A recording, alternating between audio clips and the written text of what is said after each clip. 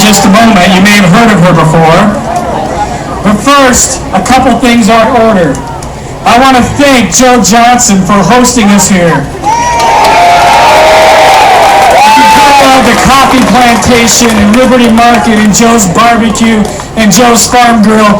That's the creative genius behind all that is Joe Johnson. Thank you, Joe.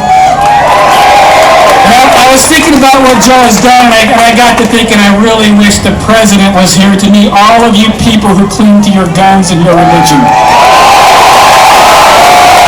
And if he was here, he'd point to Joe and he'd say, Joe, you didn't build the farm bill, somebody else did that.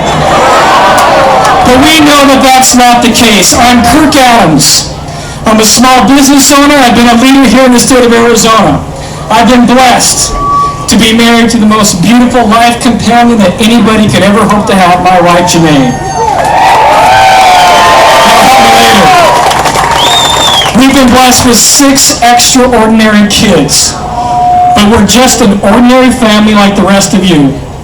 We have concerns for our kids and their future. We have the same hopes and dreams that you have for your kids. And I am convinced that if we don't turn course in this country, my 5 kids will not have the same opportunities for prosperity that we have had. And so long as any of us who are here tonight have anything to do about it, we will not let that happen.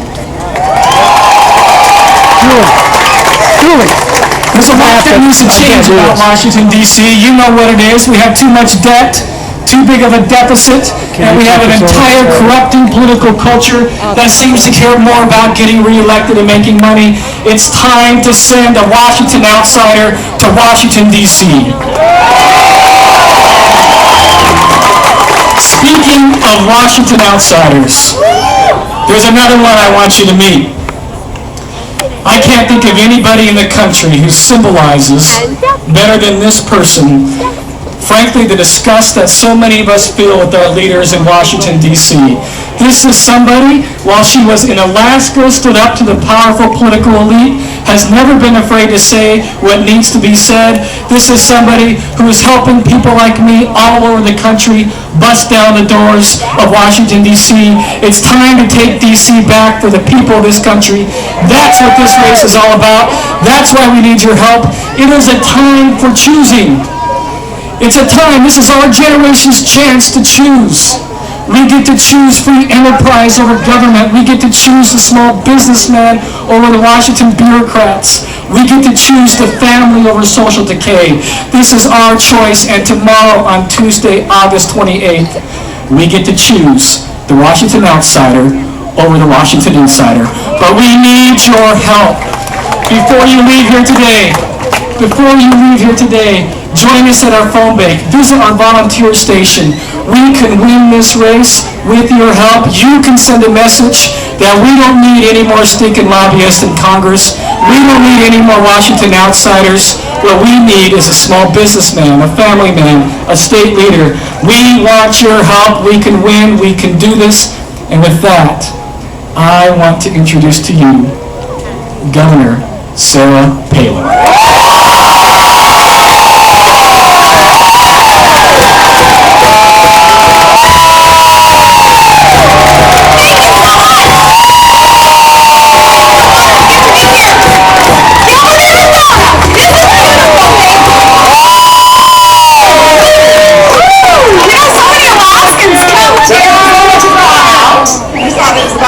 And that's about 65 degrees warmer than it is in Alaska, our morning temperature this morning. I checked, and I know that many of you standing here have got to be about as warm as I am. And I know that the only thing standing in the way of you wrapping things up, getting to get home, get a good night's sleep, and then waking up tomorrow morning and electing your next United States Congressman, Kirk Adams, is me. So I'll keep this short, okay?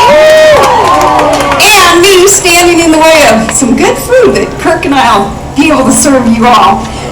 Oh, Arizona is so gorgeous. You guys are good, independent, patriotic people, and so proud to be here. There's no place that I would rather be tonight than in Gilbert, Arizona.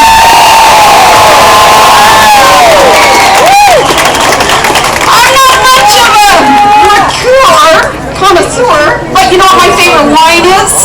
It's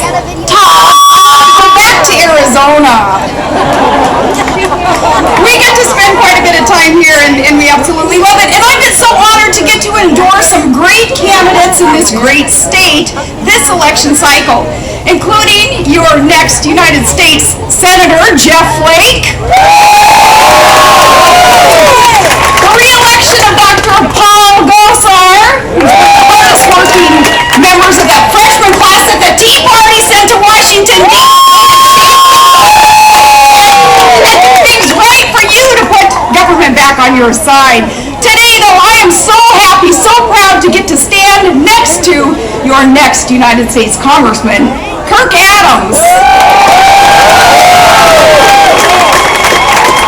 Kirk understands that our country is at a key pivot point. He understands that we are struggling with kind of this conflict of visions right now. We're trying to decide, evidently, what it means to be an American and where America will go next. We're debating fundamental questions, and the answers will decide the fate of this most extraordinary and exceptional nation, the most extraordinary nation ever known to mankind, a nation that so many are willing to fight and are brave military men and women willing to die for in order to help secure this union and protect our God-given rights. Speaking of which, if you love your freedom, think of that. God bless the United States military. Arizona, you guys more than anyone else, you understand that in many ways these questions that we're wrestling with today are the same type of questions that back in 1964 Ronald Reagan asked. Back when he gave this extraordinary speech wherein he endorsed Arizona's own Barry Goldwater. Just as Reagan asked then, we must ask ourselves today, do we still believe in our capacity for self-government, or do we think that a little intellectual elite in a far distant capital can plan our lives and our economy for us better than we can for ourselves? Do we believe that the path to freedom and prosperity runs through government? Or through free markets? Do we believe in Barack Obama's sanctioned government dependency and his crony capitalism?